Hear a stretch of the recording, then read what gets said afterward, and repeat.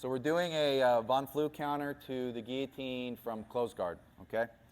So James is going to put me in his close guard. Yep. Oh. So put it up for me. Let's rewind it. So we're in close guard here. So he sits up to snatch just a regular guillotine, no arm in. So sit all the way up, open your guard. Yep. Okay, so we're here, all right? Soon as he gets his hands around my neck, first of all, I need a hand fight. Before he connects his hands, let go. If I could stop him from connecting his hands, I could pop my head out. Okay, so this is what to do if that doesn't work. If he's quicker than me on that, gets his hands locked. Okay, as soon as that happens, I'm gonna do a swimmer stroke, all right, like a breaststroke, way over his back, okay, high up over his shoulder. And I'm gonna come here and I'm gonna connect my hands, all right? S grip is fine, whatever kind of grip you can get. If you can reach a gable grip, do a gable grip. If not, you can do an S grip, that's fine. You just need to lock your hands. Now he's gonna rock back and I'm gonna go with him, and I'm gonna pop up into a tripod. I'm gonna push my shoulder into his throat and squeeze, okay? Yeah. So I wasn't even really fully doing the move there, but you can see you put a lot of pressure down into that carotid. You cram your shoulder in this carotid, and because he's gripping, it compresses his neck into his other shoulder. Okay, so we'll go again. There's more technique after that. I'll try not to do it so hard so that we don't get the tap so quick. So we come here, so we're gonna tripod up, okay? Next I wanna circle to the side opposite that my head is on. So I wanna circle this, even more pressure, okay? I'm circling and pushing my shoulder into his carotid, okay?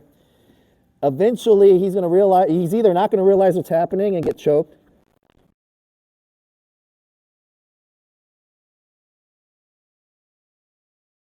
I'm going to step high up, over, high up, over. Classic Vonflue position, okay? Sorry, buddy. We're in our classic Vonflue position, which is actually from side control, okay? And this is what I was talking to you about, why you shouldn't hang on to the head once they pass your guard and they're into side control, why you shouldn't do that. So if he has my head, okay, let's lock here, tripod up, and then pushing your shoulders. So let me do it without a person there. All right. So we're here, tripoded up, and then you're pushing that shoulder into their carotid. You're leaning towards that side and you're pulling in, okay?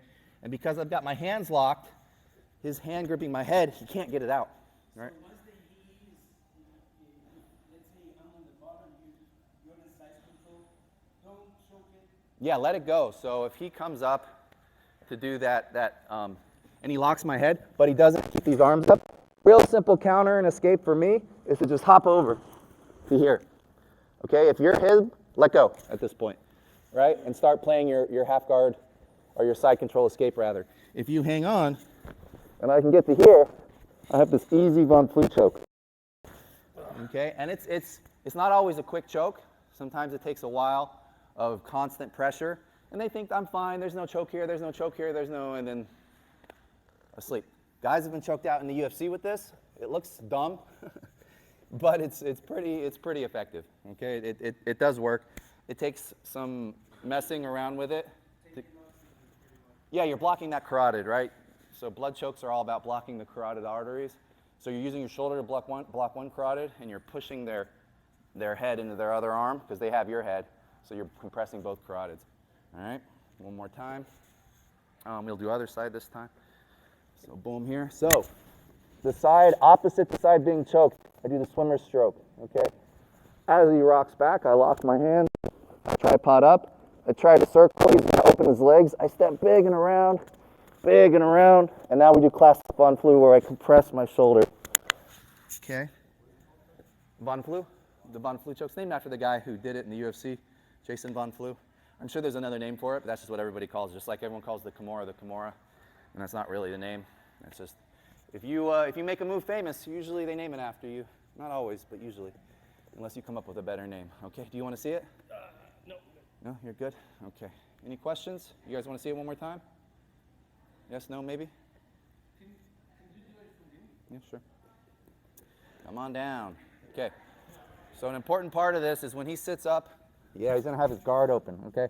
So he's here. I'm going to throw my arm over, lock my hands, pot up, push that shoulder, hop, and drop that shoulder. Okay. And you can't let go. Once I get my arms locked, it's real hard for you to get that arm out, that choking arm. So that's why you got to let it go as soon as they get past your guard. before they put all that pressure in, right? And a super simple guillotine counter it's kind of built into this move. I built it in because I don't know if it's really worth doing it on its own. It's just hopping over the leg, right? If he has his guard open and I can get this leg to the mat, and I just hop over, I'm out of the guillotine now. If I want to fish on Vonflue, I can, or keep the lock, go back to the guillotine, or I can do this here where I grab here and I break the grip and pop my head out. Whatever. The Vonflue is usually a pretty safe bet. It costs you nothing, okay? It puts pressure on him. It's a possible submission. Worst case scenario, he lets the guillotine go because he feels the Vonflue's there, and you get out of the guillotine that way, right? Best case scenario, he doesn't let it go, and you end up getting a submission. So either way, it's a win-win, okay? We all good? Any questions? All right, partner up. Do 2 times on both sides, and then switch. 1, 2, 3. Okay.